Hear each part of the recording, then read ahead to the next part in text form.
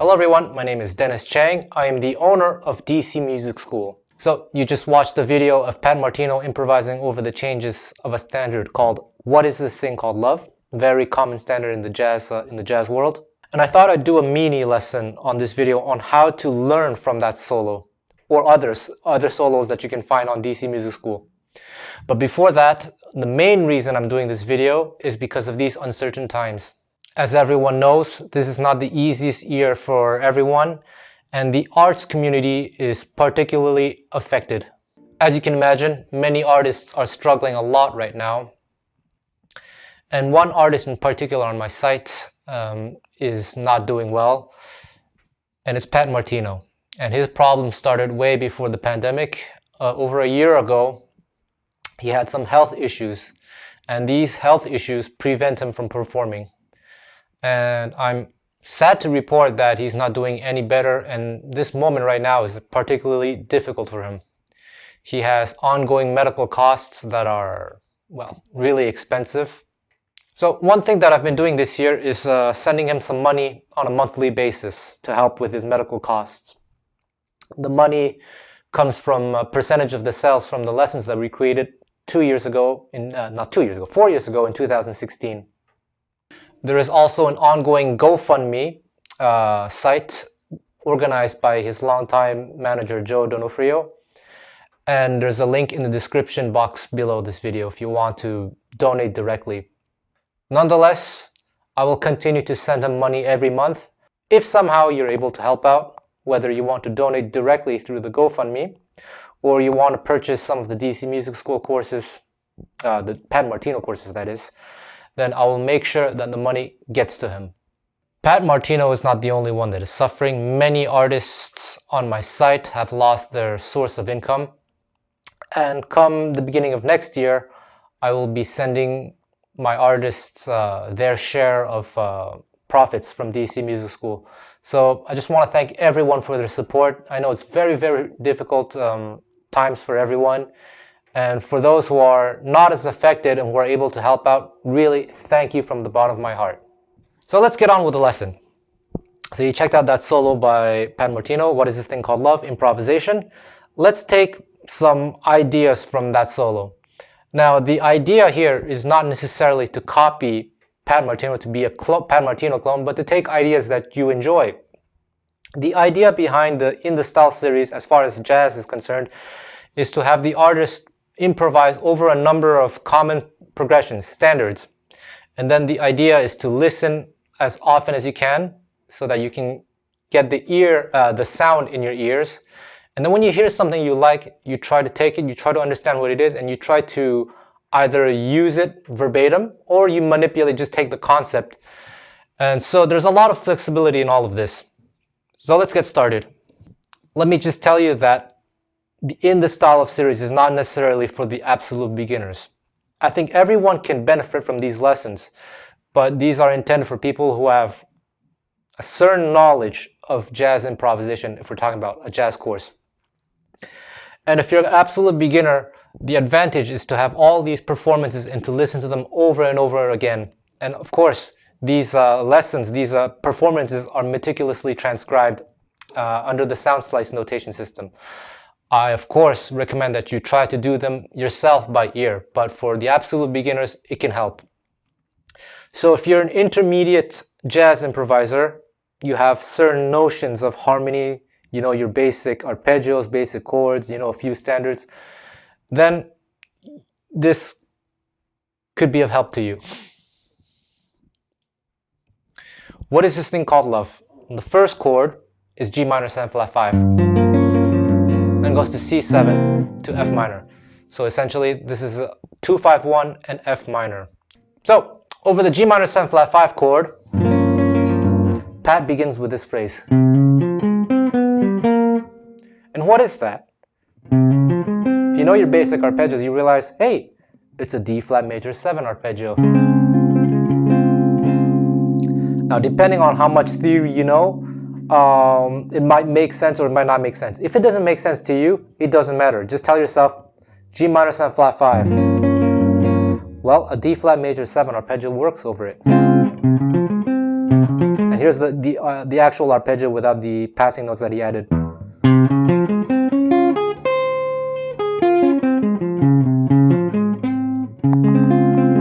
It works over this chord. Now, if you know a little bit of theory, the reason why this works is because if you look at this G minor 7 flat 5 chord, you may notice, if I remove this note, there's a B flat minor triad in it. G minor 7 flat 5 is basically B flat minor, isn't it? So if we play B flat minor here, it's basically B flat minor 6. Same notes. And what Pat is thinking is actually B flat minor 7. And within B flat minor 7, you will find a D flat triad. And if you have a D flat triad, we just play major 7. And this major 7 happens to be the 9th of the B flat. It works because it has many common tones with G minor 7 flat 5. So it's a little bit of stretching the imagination, but this is something that's very, very common in jazz improvisation. So when Pat Martino sees G minor 7 flat 5, he is thinking B flat minor. And when he plays this D flat major 7 arpeggio, and I've spoken to him about this, he's not thinking D flat major 7, he's actually thinking this is B flat minor. So there we go, G minor 7 flat 5. Ah, cool. So then you can play D flat major arpeggio. Whether you want to think of it as D flat major or B flat minor 7, whatever, it doesn't matter. As long as you know that over this chord, you can do this sound.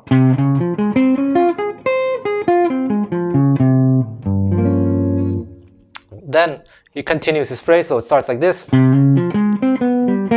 Over the C7.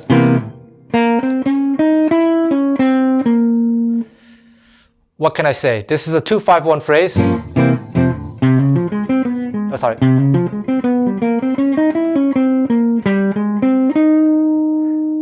Resolving to F minor. So here, I can explain where this is coming from theoretically, but I'd rather you just take this whole phrase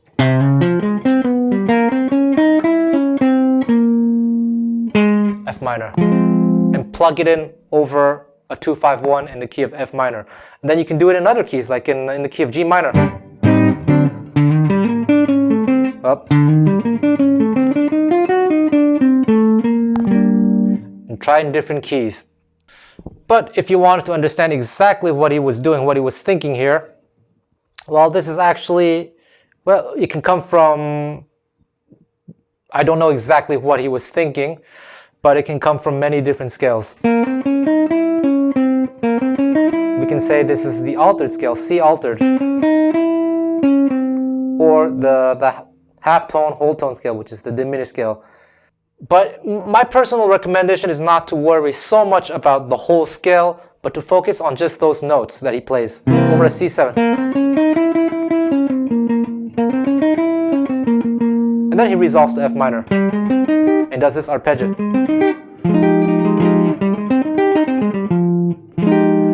Okay, so once more we have this G minor 7 flat 5, and let's make this lick our own now.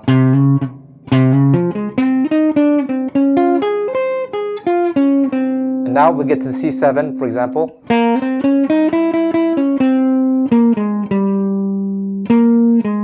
F minor.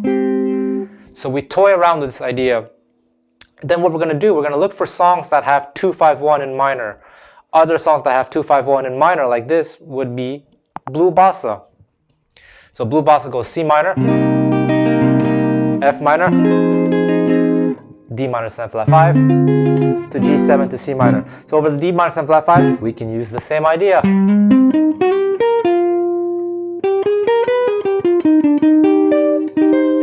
I did the exact same thing, not the exact same lick, but the exact concept. So that's just one example of how you can study solos. And in order to do this, in order to analyze solos, then you need to know the song, the chord progression, and then you need to know your basic arpeggios. You don't necessarily need to know so many scales or modes. I think you would need to know major scales and minor scales, by which I mean harmonic minor, natural minor, and melodic minor.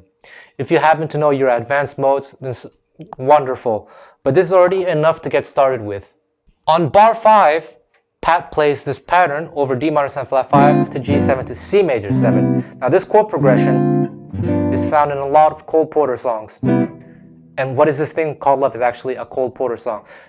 He liked this chord progression. 2 minor 7 flat 5 to dominant to 1. It happens in a song called I Love You. And it's one of the possible harmonizations in a song called Night and Day, if we played an E flat. So there are many opportunities to use this this idea that we're gonna look at. So here's this phrase.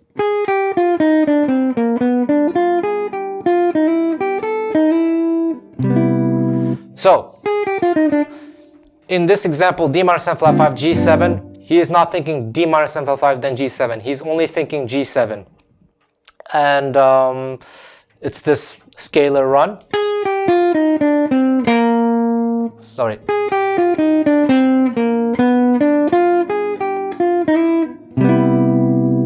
Again, I could explain which scale it is. Right now, I'm not going to. I just want you to tell yourself that this works over D minor 7 flat 5 to G7. But he has this chromatic thing.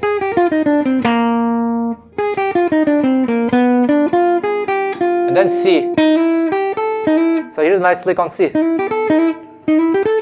So when you're playing a song like I Love You, you can use the exact same idea. Look at the same shape. So this is in the key of C, here in the key of F.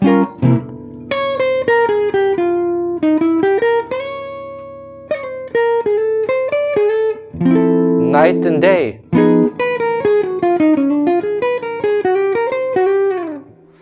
And of course, the more theory you know, if you know more about scales, then you know it's actually, okay, harmonic minor.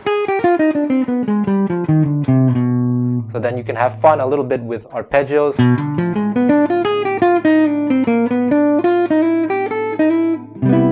So on and so forth.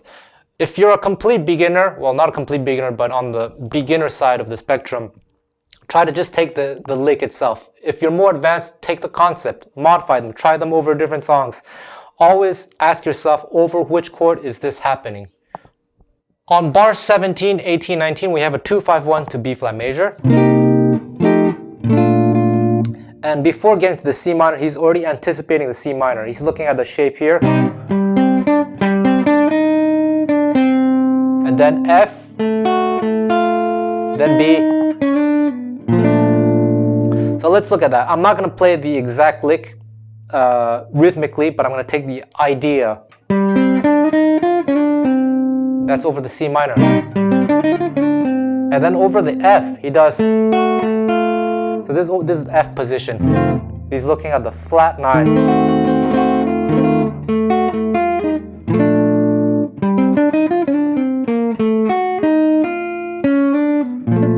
Again, that's not the exact lick the way he played it, but I modified it a little bit. So then, if you have a 2-5-1 in, let's say, F major, you can do the same thing. Just take transpose. See?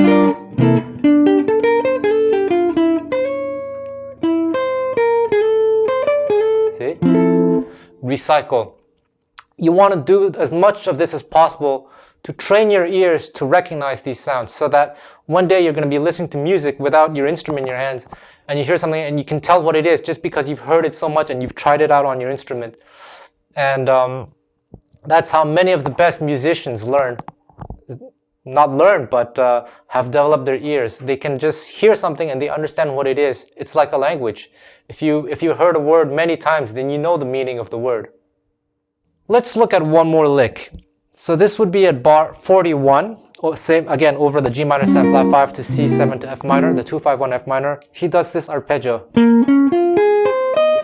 over the G minor 7 flat 5. So what is this? Well, it's actually a B flat minor 7 arpeggio, B flat minor 9 if you want, or B flat minor 11. Here's the shape. You can also call it D flat major 7. So it's the same idea. And he plays around with the shape. And then when we reach the C7, it's that same harmonic minor scale. I'm not gonna resolve it the way he does, but there we go. So if you do 2-5-1 in F minor,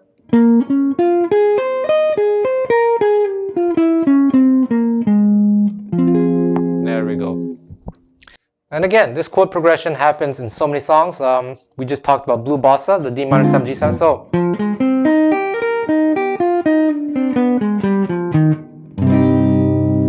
and let's just be a little bit creative. What if we went from 2-5 like that, the same 2-5, but to major, so night and day.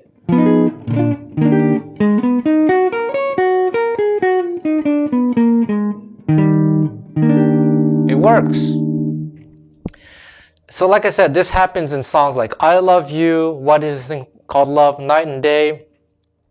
But even so, if you want, you can also try it over a regular 2-5. So D minor 7.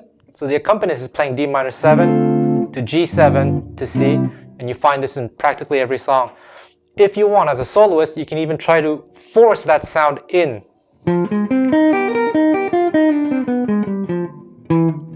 Unfortunately, I don't have an accompanist with me here to show that. But here, why don't you try? Play these chords.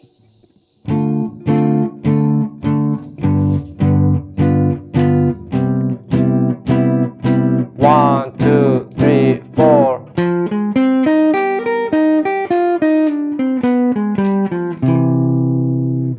Does it sound bad to you? If it does, okay, don't use it. If it doesn't, then you know you can do that. Over a regular 2-5-1, you can force a D minor 7 flat 5 sound. And when I say D minor 7 flat 5, in Pat Martino's world, that's F minor.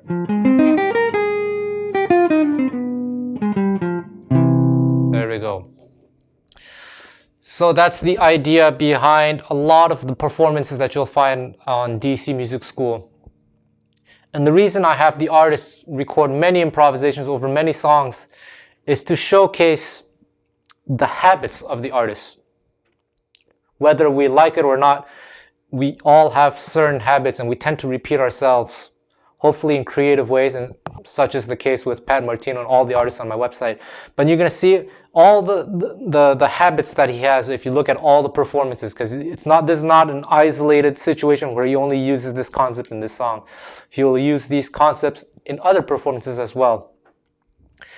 So Pat Martino has his own style. The other artists such as Birelli Lagren, Ulf Akenius, Frank Vignola, who else is on my website? John Stoll, Michael Valianu, etc. They all have their own system for improvisation. So one of the main things that I want to show with DC Music School is that there's more than one way to play a style. And the idea is not for you to copy, to become a clone of one artist, but it's to take what you like from different artists so that you come up with your own style. And then one day people will be studying your habits. So this is kind of an unusual video for my YouTube channel because I usually post videos, clips of the products from my website to showcase the different things that we have. But if you do like this kind of content where I'm explaining things, maybe just leave a comment, tell me to make more, And if there's one particular solo that you want me to analyze or explain, let me know. I'll see what I can do. So with that said, thank you for helping out the artist, for supporting musicians, and I wish you health and happiness.